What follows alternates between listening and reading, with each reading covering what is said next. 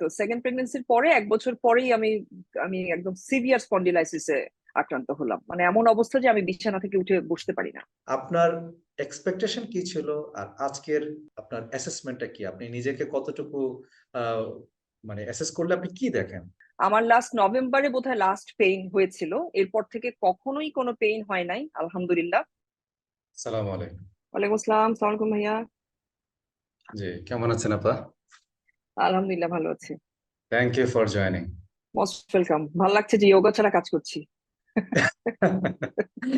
আপনাদের সাথে শুধু যোগাই করা হয়, ঠিক মতো কথা বলে পরিচিত হব সেটাও অনেক সময় হয়ে ওঠে না, সবাই ব্যস্ত হ্যাঁ, আমরা। তো সেই কারণে ভাবলাম যে না, হুট করে শুরু না করলে আসলে যতই প্ল্যান করি না কেন এটা আসলে ওই পিছাতেই থাকে। হ্যাঁ, ট্রু। আজকে এই জন্য হঠাৎ করে মনে হলো যে না ঠিক আছে, এখন থেকে করি।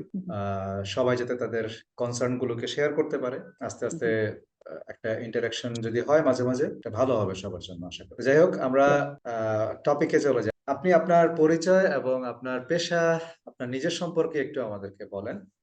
আচ্ছা, আমার নাম হচ্ছে রিফাত আক্তার। আমি শিক্ষা এবং পেশায় হচ্ছে ব্যাংকার। আমি ঢাকা ইউনিভার্সিটি থেকে পড়াশোনা করেছি। দেশে আমি 10 বছর ব্যাংকে কাজ করেছি টানা। তারপর বাইরে চলে গেছিলাম, বাইরেও আমি 2.5 বছর বিভিন্ন রিটেল ফার্মে কাজ করেছি। আর আমার husband is a government officials. তো ওকে। বেসিক্যালি আমাদের দুজনের মিউচুয়াল আন্ডারস্ট্যান্ডিং হচ্ছে আসলে দুইজন মিলে এটা মেনটেন করা খুব ডিফিকাল্ট হচ্ছে। ও প্রায় বিদেশ থাকে, আমি ব্যাংকার, আমাকে রাত 8টা 9টায় বাসায় ফিরতে হয়, সংসার চালানো যাচ্ছে না। সো এখন মিউচুয়ালি আমি হোম মেকার আর কি। Very good, very good. না, মানে আমি আসলে আগের বলো। কাজও যেমন এনজয় করেছি, এখনো এনজয় করি। মানে আমি যখন আমার জবটা ঠিক যেভাবে এনজয় করেছি, এখন আমি বাসায় বাচ্চাদেরকে সময় দেওয়া একই ভাবে এনজয়। এবং আসলে হোম মেকিং এর জন্য এটার বিকল্প নাই, যদি কেউ হোম মেক করতে চায় আপনি এখন হোম কারণ মেকার হিসেবে। দুইজন মিলেই তো আসলে সংসার। So Exactly. একজনকে না একজনকে কোনো না কোনো সময় আসলে স্যাক্রিফাইস না করলে তো আসলে সংসারটা টিকবে না। আমরা এখন আমাদের যোগার ব্যাপারে একটু আলাপ শুরু করি। আপনি কতদিন ধরে যোগা করছেন? আমি তো আসলে খুবই নভিস, মানে না বললেই চলে আর কি। আচ্ছা। নেগলিজিবল অবস্থায় আছি, মাত্র 2 মাস না, হয়েছে শুরু হয়েছে। আচ্ছা, বাই দ্য ওয়ে, এটাই কি আপনার প্রথম? হ্যাঁ। ও আচ্ছা, আমি ভেবেছি আপনি হয়তো বা আগে যোগা করেছেন, না, হয়তো কখনোই করি কোথাও। নাই। আচ্ছা। আমি তো আপনার যোগা প্র্যাকটিস যখন দেখি আমার মানে আপনাকে আপনাকে নোভিস মনে হয় না। খুশি করার জন্য বলছি না, কিন্তু আপনি যেভাবে অনলাইনে থেকেও মানে একদম শুরু থেকেই তো আপনি অনলাইনে আছেন, কিন্তু আপনাকে দেখে মনে হয় না যে আপনি এর আগে করেন নাই। আমার মনে হয় যে আপনি হয়তো করেছেন। আমার স্টাইলটা হয়তো একটু ডিফারেন্ট, হয়তো ধরতে এই জন্য একটু মাঝে মাঝে চ্যালেঞ্জ ফেস করেন, বাট কিন্তু আপনাকে দেখে মনে হয় আপনি মানে এর আগে করেছেন, কিন্তু একেবারে যে করেন নাই সেটা তো আজকে জানলাম। কারণ যোগা করার ইন্টারেস্টটা কেন গ্রো করলো, বা কি কারণে যোগা করার জন্য আগ্রহ তৈরি হলো? এটা তো আসলে অনেক অনেক অনেক লং হিস্ট্রি।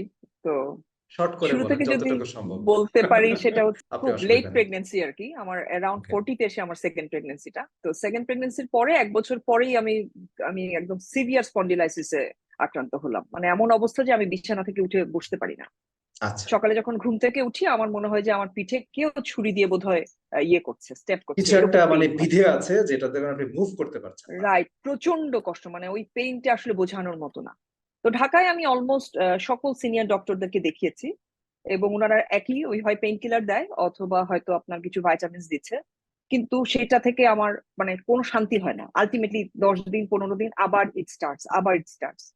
এটা করতে করতে করতে করতে আমি ল্যাবিয়েটের একজন সিনিয়র ডক্টর, তার নাম নিলাম না, ওনার কাছে গিয়েছি। উনি তখন আমাকে বললেন যে দেখো, তোমার যে এইজ, আমার তোমাকে সাজেস্ট করা উচিত ওজন কমিয়ে ফেলো, সেটা আমি করতে পারছি না, তুমি গুড ওজনে আছো। আমার বলা উচিত তুমি গুড লাইফস্টাইলে আসো, তোমার lifestyle is good, food habit change করো, সেটাও ভালো, তুমি খাওয়া দাওয়া ভালো করছো। এখন তোমার স্পন্ডিলাইসিস ভালো হওয়ার আসলে নেক্সট আর কোনো অপশন নাই। আচ্ছা। কারণ স্পন্ডিলাইসিস এমন একটা ব্যাপার যে এইটা যার একবার হয় সারাটা জীবন তাকে এটা সহ্য করতে হবে, আনলেস ইউ রিপ্লেস ইট। হ্যাঁ, মানে আমার আচ্ছা। দুটো হাড় প্রায় 70% ক্ষয়ে গেছে ঘাড়ের এই জায়গায়। আচ্ছা। এবং এই রিপ্লেসমেন্টটা বাংলাদেশে কোয়াইট ইম্পসিবল, সম্ভব না। হ্যাঁ, তো আমাকে বলে যে সো তোমাকে আসলে আমার পেইন কিলার ছাড়া আসলে কেউ তোমাকে কোনো ট্রিটমেন্ট দিতে পারবে না। তো আমাকে খালি একটা কথা বললো যে দেখো, তুমিও তো মুসলিম, আমিও তো মুসলিম, আমাদের ধর্মে কিন্তু একটা ব্যাপার আছে যে আল্লাহ যে শরীরে অঙ্গ প্রত্যঙ্গ দিয়েছেন, প্রত্যেকটার প্রপার ইউজের জন্য দিয়েছে। হ্যাঁ, ওটাকে তুমি যত ইউজ করবে, যত তুমি ওটাকে খাটাবে, ওটা তত ভালো থাকবে। তো আমার আচ্ছা। তোমাকে এটাই বলার আছে যে ইউটিলাইজ ইউর অর্গ্যানস, লাইক তোমার হাড় গুলাকে ইউটিলাইজ করো। আচ্ছা। হয় নাচে ভর্তি হয়ে যাও, অথবা যোগা করো। যত তুমি এটাকে খাটাবে, এটাকে ভাঙবে চুরবে, দেখবা যে ও তোমাকে পেইন দিবে কি, ওই পেইনের ঠেলায় হয়তো ভয় পালা।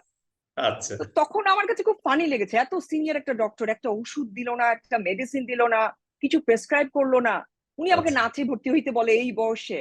এই হ্যাঁ, বয়সে। And that time I was 42। আচ্ছা হ্যাঁ, আমি খুব বিরক্ত হয়েছি। দেন আই স্টার্টেড সার্চিং গুগলে যে আসলে মানে সম্পর্কটা কোথায় যোগার সাথে আহ আহ, আমার এই পেইনের। তো অনেক কিছু সার্চ করার পর আমার কাছে মনে হলো এই বয়সে নাচটা একটু বেশি হয়ে যাবে, তো যোগাটাই বেস্ট সেম। অপশন অনেক। রাইট, একটু চেষ্টা করে দেখি। কিন্তু আমি যখন অনলাইনে দেখেছি, ইউটিউবে দেখেছি, আমার কাছে মনে হয়েছে যে যারা যোগা করে হয় তাদের হাড়গোড় কিছু ভাঙা, আর আদারওয়াইজ এগুলা সঠিক না, মানে এইভাবে তো আচ্ছা ভেঙে চুরে শরীরকে ফেলা সম্ভব না। তো রাইট আমি খুবই ভয়ে ছিলাম যে আমার পক্ষে তো এটা সম্ভব না এই বয়সে। রাইট। দেন সাডেনলি ফেসবুকে একদিন আমার যোগিস্তানের একটা অ্যাড এসছে। তো আচ্ছা অ্যাডে তখন আমাকে বিভিন্ন জিনিস ডিসক্রাইব করছে, আপনার একটা স্পিচ ছিল দেখে আমি হ্যাঁ বেশ কয়েকবার দেখেছি। Then I texted. হ্যাঁ, আমার খুব ইচ্ছা ছিল জানার যে ঘটনাগুলো কেমন হচ্ছে। হ্যাঁ, সাডেনলি কেমন যেন মনে হলো যে আচ্ছা শুরু করে দেখি না, যদি হাড়গোড় ভেঙে যায় ভেঙে যাক, এমনিতেও তো পেইনে ভেঙেই যাচ্ছে, লেটস ট্রাই। আচ্ছা এই আমার শুরু আর কি। ফ্যান্টাস্টিক। আপনি মানে এত সুন্দর ডেসক্রিপশন আমি আসলে এই প্রথম পেলাম। এবং মানে আমি শুনে খুব ভালো লাগলো যে বাংলাদেশে একজন ডাক্তার যোগার কথা বলেছে। I really appreciate. কি বলবো, এর চেয়ে ভালো আসলে কোনো আর মেথড নাই। Best option. হ্যাঁ, এখন নাচের অনেক ভ্যারাইটি থাকতে পারে সেখানের মধ্যে সেটা সেটা নিয়ে কথা মানে বলার মতো লোক আমি না। কিন্তু ইয়োগার ব্যাপারটা আমি যতটুকু বলি যে এটা শুধু আমাদের এক্সটার্নাল অর্গান বা সুপারফিশিয়াল যেই মাসল গুলো আছে শুধু সেগুলোর কাজ করে না, সেগুলো নিয়ে কাজ করে না, এটা ইন্টারনাল যে অর্গান গুলো আছে সেগুলো নিয়ে কাজ করে। আপনি কেন করছেন, কবে থেকে করছেন সেটা আমরা জানলাম। এখন আমি আপনাকে জিজ্ঞেস করছি যে আপনার যেই টার্গেট বা যেই গোলটা নিয়ে আপনি ইয়োগা শুরু করেছেন মার্চ মাসে, আপনার এক্সপেকটেশন কি ছিল? আর আজকের আপনার অ্যাসেসমেন্টটা কি? আপনি নিজেকে কতটুকু আহ, মানে অ্যাসেস করলে আপনি কি দেখেন? আদৌ কি এটা ভালো ডিসিশন ছিল? Was it a good decision or bad decision? মানে প্রত্যাশার এটা তো সঙ্গে। আসলে মানে আকাশ ছোঁয়া হয়ে যাবে আর কি। মানে আমি এক্সপেক্টই আচ্ছা করি নাই যে আই ক্যান ডু যোগা, আচ্ছা আমি এরকম ভেঙে চুরে যেতে পারি বা এটা আচ্ছা সম্ভব, এটা আমি কোনোদিন চিন্তাই করি নাই। And আচ্ছা maybe it's because of you, maybe because of আমি জানি না আপনার instruction or advice or something which made it possible.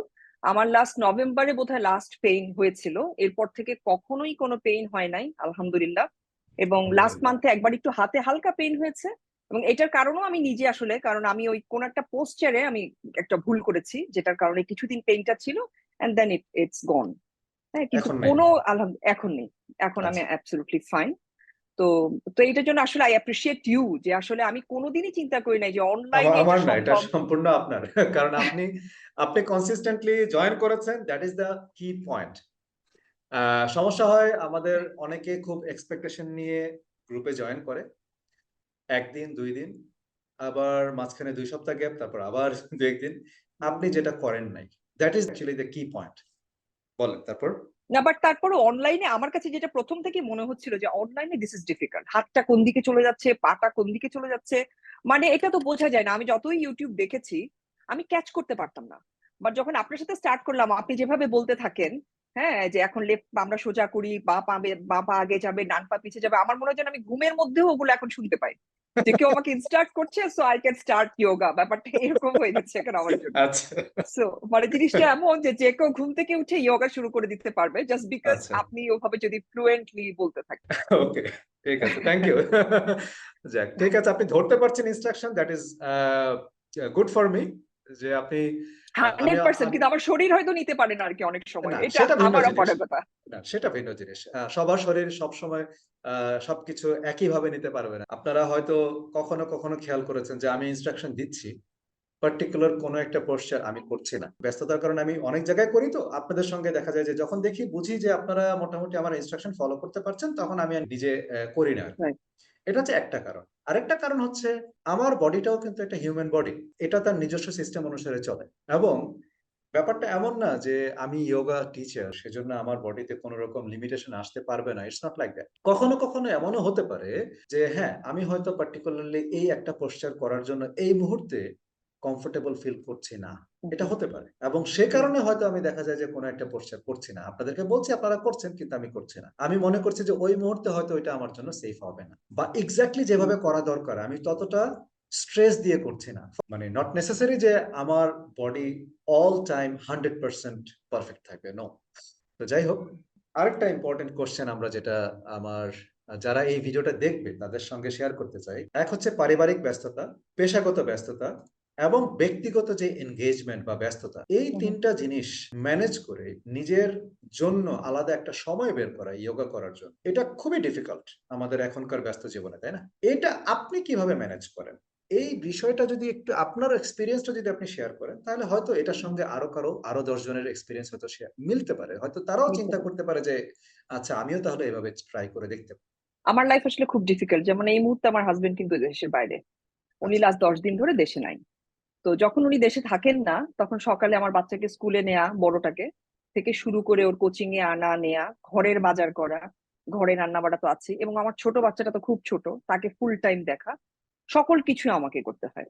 তো যেটা হয় প্রায় আমার কিন্তু রাতে আমার মেয়ের ক্লাস এবং আমার ক্লাস একসাথে পড়ে যায়। ক্লাস আচ্ছা, 8টায় হয়তো আমার ক্লাস থাকে, 7:30টায় ওরটা থাকে। তখন আমার ছেলেকে কে দেখবে? That's a question. রাইট। আবার ভোর 6টায় ওঠা আমার জন্য একটু ডিফিকাল্ট। কেন? কারণ আমার ছেলে 1টা 2টা পর্যন্ত জাগে, ও খুব চঞ্চল। তো ভোর 6টায় উঠে আমি ওই প্র্যাকটিস সেশনটা ধরতে গেলে তখন আমার জন্য আবার ডিফিকাল্ট হয়। কেন? আমার মেয়েকে আবার 7:15 আমাকে স্কুলে নিয়ে যেতে হয়। রাইট। সেইটা ধরাও অনেক সময় আমার জন্য ডিফিকাল্ট হয়ে যায়। তো এক্স্যাক্টলি। যখন দেশে থাকে আমার হাজবেন্ড, তখন হয়তো আমি সামহাও এটা ম্যানেজ করি, কিন্তু যখন থাকে না, তখন আমাকে চিন্তা করতে হয় যে somehow I have to manage. তো যখন আমি দেখি যে সন্ধ্যায় আমি ম্যানেজ করতে পারবো না, আমার মেয়ের ক্লাস আছে, ওটা ইম্পর্টেন্ট, এবং আমার মেয়ে আমার ছেলেকে রাখতে পারবে না, দুটো জিনিস আমি করি। হয় সেদিন আমি সকালের সেশন জয়েন করি, আমার যত কষ্টই হোক না কেন। এবং এটা যত কষ্টই হোক না কেন, এটা এই জন্য বলছি, এটা আসলে ভেতর থেকে আসতে হবে। যখন আমি ফিল করবো যে এটা আমি চাই, এটা আমাকে রাইট। করতে হবে, এইটা আমার রাইট। কমফোর্টের জায়গা, তখনই কিন্তু আমি আমার নিজেকে চ্যালেঞ্জ করবো টু ডু দ্যাট, যে আমার এইটাই প্রায়োরিটি, আমাকে 6টায় উঠতে হবে। আমি 2টা পর্যন্ত জেগেছি, কিন্তু আমাকে 6টায় উঠতে হবে, কারণ দিস ইজ মাই প্রায়োরিটি। হ্যাঁ, যেমন আমি যদি মনে করি যে আমার প্রতিদিন গোসল করতেই হবে, সো আপনি কিন্তু প্রায়োরিটাইজ করে ওটাকে সকালে করেন, দুপুরে করেন বা বিকালে করেন, ইউ উইল ডু ইট। সময় বের করবেনই আপনি। করবোই আমি। হ্যাঁ, রাইট। সো সেদিন আমি হয়তো সকালে করে ফেলেছি একদিন। আবার কোনো একদিন আমি দেখছি যে আমি সকালে করতে পারি নাই, আমার মেয়েরও ক্লাস চলছে, আমার ছেলেকে রাখার কেউ নেই, আমি ছেলেকে নিয়েই যোগা করি, ওকে রাইট, একটা আমি দেখেছি খেলাধুলাতে আপনার বসা। আপনার ছেলে রাইট। আপনার আশেপাশে, হ্যাঁ রাইট। হতে পারে যে আপনার হ্যাঁ, প্র্যাকটিস হয়তো পুরোপুরি ওরকম অন্যান্য দিনের মতো পারফেক্ট হচ্ছে না, ইটস ওকে, রাইট, রাইট। যতটুকু সম্ভব। রাইট। সেটাই, কিন্তু আমি চেষ্টা করি অ্যাটেন্ড করতে। আমার কথা হচ্ছে আমি হয়তো কম বেশি করব, এবং যেটা আমি আপনার কাছে হয়তো শেয়ারও করেছি যে আমি হয়তো রাইট। কোনোদিন আর্লি চলে যাব, হয়তো কোনোদিন আমি পরে জয়েন করব, but ji. I have to attend, I have to be there. আমার শরীরকেও বুঝতে হবে যে আমি এই সময়টাতে ওখানে যাব, এবং মেন্টালিও আই উইল বি দেয়ার। এবং আমার ছেলেও হয়তো আজকে বুঝতে বুঝতে পারছে না, হয়তো একদিন বুঝবে যে না, মা এক্স্যাক্টলি। এটা করে এবং মাকে এটা করতে হবে। এখন যেমন আমি শুয়ে কিছু করতে গেলেও আমার গায়ে শুয়ে পড়তে, তখন হয়তো বুঝবে যে না, মা এটা করছে, মাকে এই এই টাইমটা দিতে হবে। তো এক্স্যাক্টলি। এইটা ওকে ইউজ টু করানো আসলে আমার দায়িত্ব, যেটা আমি আমার মেয়েকে বোঝাতে পেরেছি, যেটা আমি আমার হাজবেন্ডকে বোঝাতে পেরেছি। একদিন বুঝবে অবশ্যই, কিন্তু এই মুহূর্তে যদি আমি আশা করে ফেলি যে ও সব বুঝে ফেলবে, ও লক্ষ্মী ছেলে হয়ে যাবে, ডেফিনেটলি নট। এটা তো হবে না। ওইভাবেই আমাকে ম্যানেজ করতেই হবে, যে ওকে নিয়ে করতে হবে, ওকে বাদ দিয়ে করতে হবে, মেয়ের সেশন আগে করে করতে হবে বা পরে করে করতে হবে, বাট আই হ্যাভ টু।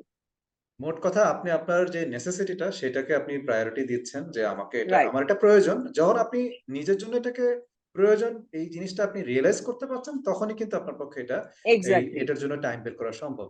আর যোগা করার ক্ষেত্রে আপনার কোন কোন বাধা বা কোন ধরনের অসুবিধা আপনি ফেস করেছেন ফর দ্য লাস্ট, বলতে পারেন 3 মান্থস অর 3.5 মান্থস?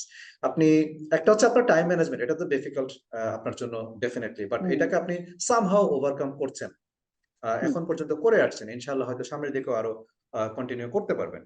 এছাড়া কি আপনি আর কোনো বাধা ফেস করেন যে হ্যাঁ এটা আমার কাছে একটু ব্যারিয়ার মনে হয়? আমার কাছে মনে হয় না। আমার কাছে মনে হয় যে আসলে মানুষ যদি নিজের প্রায়োরিটি সেট করতে পারে, anything he or she can manage. So time ম্যানেজমেন্টটাই আমার কাছে আসলে মেইন ব্যারিয়ার। আর শারীরিক কিছু ইনক্যাপাবিলিটি আমার কাছে মনে হয় যে আমার আছে। আমি অনেক জায়গাতেই ফ্লেক্সিবল না, অনেক জায়গাতেই হয়তো আমার কাছে মনে হচ্ছে যে 100% তো দূরের কথা, হয়তো 50-60 পর্যায়েও হয়তো যাচ্ছি না। অসুবিধা তো নেই, সেটা ওইটা উইথ দ্য টাইম হয়তো সেটা চলে আসে। এক্স্যাক্টলি হয়তো আসবে, তো ওই আর ইনক্যাপাবিলিটিসটা হয়তো আছে। আর খুব বেশি না, মাত্র 2টা প্রশ্ন। এক হচ্ছে আমার জন্য বা আমাদের জন্য যারা আমরা, আমরা বলতে বোঝাচ্ছি বেসিক্যালি এই যে ইয়োগিস্তান বাংলাদেশ, এটা আসলে যদিও একজনকে আপনারা হয়তো সামনাসামনি দেখেন না, সেটা হচ্ছে আমার ওয়াইফ। এটা দুইজনের টিম বলতে পারেন। আমার এখানে খুব বেশি আচ্ছা। মানুষ নেই। আমার এখানে কিছু অ্যাডভাইজার আছে। অ্যাডভাইজার বলতে আমার বন্ধু-বান্ধব, আমার কিছু আ আত্মীয়স্বজন আছে এবং আমার ওয়াইফ। এমন কোন পরামর্শ যদি থাকে যেটা আ আমরা হয়তো এপ্লাই করতে পারি, সামনের দিকে হয়তো আরো একটু ভালো করতে পারি, এমন কোন যদি সাজেশন থাকে, সাজেশন চাচ্ছি আপনার কাছ থেকে। যদি কোন সাজেশন থাকে আমাকে নিঃসংকোচে নির্দ্বিধায় সাজেশন দিতে পারেন। আহ, একটা জিনিস আমার কাছে মনে হচ্ছে আসলে ইয়োগিস্তান যে জায়গায় এখন আছে মানে মোটামুটি ফ্লাই করার মতো। তো সেই আচ্ছা, জায়গা থেকে যখনই একটা অর্গানাইজেশন হয়তো আরেকটু বড় হবে বা যাদের কাছে আমাদের এক্সপেকটেশন বাড়ে, শাখা প্রশাখা বাড়াটা খুব জরুরি হয়ে পড়ে। হ্যাঁ, তো আচ্ছা, আমার পার্সোনালি যেমন আমি ফিল করি যে আমার খুব ইচ্ছা করে যে ফিজিক্যালি যদি একটু ক্লাস করতে পারতাম, কিন্তু আচ্ছা, বনশ্রী আমার জন্য এত বেশি ফার অ্যাওয়ে যে যাওয়া সম্ভব হয় না। তো আমার কাছে মনে হয় যদি ধানমন্ডিতে থাকতো বা হাতিরপুলে থাকতো, আমি পরিবাগে থাকি, তো ডেফিনেটলি আচ্ছা। হয়তো আমার বাসার পাশে তো আর থাকবে না, বাট মানে এলাকা একটা ভিত্তিক যদি নিয়ারেস্ট লোকেশনে যদি হতো আরকি। এক্স্যাক্টলি যে আচ্ছা ঠিক আছে সপ্তাহে একদিন সাপোজ আমরা ওই একটা জায়গাতে একটা দিন ক্লাস করলাম, তাহলে যেটা আচ্ছা, হবে যে এই এলাকার আশেপাশে যারা আছে আমার মনে হয় তারা হয়তো একটু মোটিভেটেড হবে, তারা আশেপাশে ফ্রেন্ডদেরকে বলবে চল তোকে আজকে দেখাই। হ্যাঁ, একটা দিন ও এক্সাক্টলি, দেখলেও চিন্তা করবে আচ্ছা দে আর ডুইং গুড। কারণ আমি আসলে অনলাইন যখন করছি, আমি যতই সাজেস্ট করি না কেন, ও কিন্তু ফিজিক্যালি জিনিসটা বুঝতে পারছে না, এটা বুঝতে পেরেছি। ইম্পর্টেন্স বুঝতে পারছে না, আমার মতো আনাড়ি কিভাবে যোগা করে ফেলছে সেটা বুঝতে পারছে না। তো আমার সাথে গেলে ও জিনিসটা কিন্তু অন্যভাবে দেখবে। এক্সাক্টলি। ভেরি হ্যাঁ, good so suggestion, very good. I will note it down. আচ্ছা। এরপরে হচ্ছে আর কিছু আছে? আর কিছু বলবেন? এটা না হচ্ছে একটা এটাই। পয়েন্ট। আর এটা হচ্ছে একটা পয়েন্ট, আর আরেকটা হচ্ছে এটা আমরা করি হয়তো আপনারা হয়তো করেন আমি জানি না, যে মাঝে মাঝে একটু মিটিংটা আমরা আসলে যারা যারা করি তাদের একটু দেখা হওয়া, একটু পরিচিত হওয়াটা জরুরি, থ্যাংক এবং ইউ আমার ভেরি মনে হয় মাচ। ওটা যদি অ্যারেঞ্জ করতে পারলে জিনিসটা জি, মানে জি। আমাদের জন্য মোটিভেশনালি ভালো হইতো হয়তো। এক্সাক্টলি। এইজন্যই আমি আসলে গত এই পর্যন্ত আমাদের বেশ কয়েকটা ওয়ার্কশপ হয়েছে। ওয়ার্কশপ আপনি আচ্ছা, খুব বেশি দিন হয় নাই। আচ্ছা। বেশ কয়েকজন আছেন যারা একদম শুরু থেকে আছে। তো হুম, ওয়ার্কশপ করেছি। তো সেইগুলো মোটামুটি ফিজিক্যালি থাকতো। তো ওয়ার্কশপ গুলো হয় কি অনেক সময় দেখা যায় শুক্রবার বা শনিবার করে হয়। ছুটির হুম, দিন হুম, থাকে, অনেকেরই ব্যস্ততা থাকে। সেজন্য হুম। রেসপন্স এর জায়গাটাও একটা ব্যাপার থাকে যে আ পার্টিসিপেশন যদি খুব বেশি না হয় ওয়ার্কশপ গুলো করেও আসলে অতটা হয়তো লাভ হয় না। এনগেজিং হয় না। এনগেজিং হয় সেক্ষেত্রে না। আমার কাছে মনে হয় যে রেজিস্ট্রেশন করাতে হবে, মানুষের কাছে টাকার মূল্য আছে। মানে এটা এটা আমার পয়েন্ট থেকে বললাম আর কি। শুরুতে ওয়ার্কশপ গুলো ছিল ফ্রি অফ কস্ট। রাইট। তো দেখলাম যে পরে আ এরকম আরেকজন ভাই পরামর্শ দিয়েছেন যে, "না, এটা একটা ফ্রি অফ কস্ট হলে হয় না।" তো আমরা সেভাবে করেছি। তো এখন থেকে আমি চেষ্টা করব প্রতি মাসে অন্তত একটা করার, অথবা যদি প্রতি মাসে নাও পারি অন্তত ২ মাসে একটা এরকম ভাবে একটা গেট টুগেদার এক্স্যাক্টলি। একটা করার হ্যাঁ। চেষ্টা করব। আমার জন্য suggestion. Thank you very much for your suggestion. যারা এই ভিডিওটা দেখবে তাদের প্রতি আপনার কোন মেসেজ আছে কিনা? আহ আসলে কেন বলছি এটা? কারণ আপনার এই কথাগুলো আপনার মতো আরো কিছু মানুষ শুনবে। যারা কোনদিন হয়তো ইয়োগা করে নাই, যাদের মাথায় হয়তো চিন্তা আছে যে জিনিসটা কি? একটা কৌতূহল আছে। তো আপনি অলরেডি আপনার যা এক্সপেরিয়েন্স শেয়ার করেছেন, যদি কেউ ভিডিওটা দেখে তাদের জন্য হয়তো এটুকুই যথেষ্ট। তারপরেও আপনি যদি কোন কনক্লুডিং মেসেজ থাকে আপনি শেয়ার করতে পারেন। আমার আসলে মানে এটা আমার দৃষ্টিভঙ্গি বলছি, যে আমার কাছে মনে হয় লাইফ ইজ ভেরি শর্ট। হ্যাঁ, তো এই শর্ট টাইমটাকে এনজয় করাটা এবং করে বেঁচে থাকাটাই আসলে লাইফের একমাত্র মোটিভ হওয়া উচিত। এবং সেটা তখনই সম্ভব যখন আমি ফিজিক্যালি এবং মেন্টালি সুস্থ থাকি। এবং রাইট, আপনার শারীরিক সুস্থতা সেটা আপনার ফিজিক্যাল হোক বা মেন্টাল হোক না কেন, দুটার জন্যই আপনাকে সময় বের করতে হবে এবং সেটার জন্য আপনাকে কষ্ট করতে হবে। এবং সেটার এক্সাক্টলি, জন্য আপনার যে ইফোর্টটা আছে, আপনার যে আশেপাশে সবকিছু বাদ দিয়ে আপনার যে স্যাক্রিফাইসটা আছে, সেটাই আমার কাছে মনে হয় যে আপনার লাইফটাকে আরো কিছু দূর এগিয়ে দিয়ে যাবে। এবং সেই এক্সাক্টলি, পাথে আমার কাছে মনে হয়, আমি যদি আমার কথা বলি, যে যোগার কোনো অপশন নাই, এটা আমাকে শারীরিক ফিটনেসের কথা বলি বা মানসিক ফিটনেসের কথা বলি, কারণ আমি দেখেছি যে আমি যেদিন থেকে যোগা শুরু করি, যোগার 1 ঘন্টা ক্লাস করার পর আই ফিল ফ্রি। আমি জানি না কেন, এটা কি প্রাণায়ামের জন্য, এটা ফিজিক্যাল ইয়ের জন্য, প্রথম কয়েকদিন আমার হাতে পায়ে ব্যথা হতো, কিন্তু আমি মেন্টালি খুব গুড ফিল করতাম। মানে আমার কাছে মনে হচ্ছে যে না, আমার কোনো টেনশন নাই, আমার কোনো, আমি কিন্তু অনেক টেনশন নেই, যখন আপনি রিল্যাক্স বলতেন আমার অনেক কিছু চিন্তা হতো, ছেলেটা কি করছে, মেয়েটা কি করছে, ভাতটা বসিয়ে আসলাম, কিন্তু শেষ করার পরে মনে হচ্ছে যেন আমার আর কোনো টেনশন নাই। So that that's means very good. যে it gives me relief from all this hazards of life. হ্যাঁ, তো আমার এক্সাক্টলি, কাছে মনে হয় যে আমরা যারা অত্যন্ত বিজি লাইফ লিড করি, আমাদেরকে অনেক কিছু মেনটেন করতে হয় জীবনে, পারিবারিক সামাজিক সবকিছু, জীবনটাকে যদি আমাকে আসলে একটু পজিটিভলি চিন্তা করতে হয়, যোগার কোনো বিকল্প নাই। এই 1 ঘন্টা আমাকে বের করতেই হবে, আমাকে আমার নিজের যত্ন নিতে হবে, এবং যখন আমি নিজে ভালো থাকবো তখনই আসলে অন্যকে ভালো রাখা সম্ভব। So that's why be with Yogistan. এটাই আমার শেষ কথা। Thank you so much, thank you very much. Thank you Rifat আপা, আপনার সঙ্গে অনেকক্ষণ কথা বললাম, খুব ভালো লাগলো। দোয়া করবেন ইনশাআল্লাহ সামনে যেন আরো অনেক অনেক দোয়া কাজ ভাইয়া করতে আপনার পারি। জন্য, আমাদের জন্য দোয়া করবেন, আমরা যেন আপনি জি, কন্টিনিউ করতে পারি, এইটুকুই। ইনশাআল্লাহ, ইনশাআল্লাহ। ভালো জি, থাকবেন, আসসালামু আসসালামু আলাইকুম। আলাইকুম।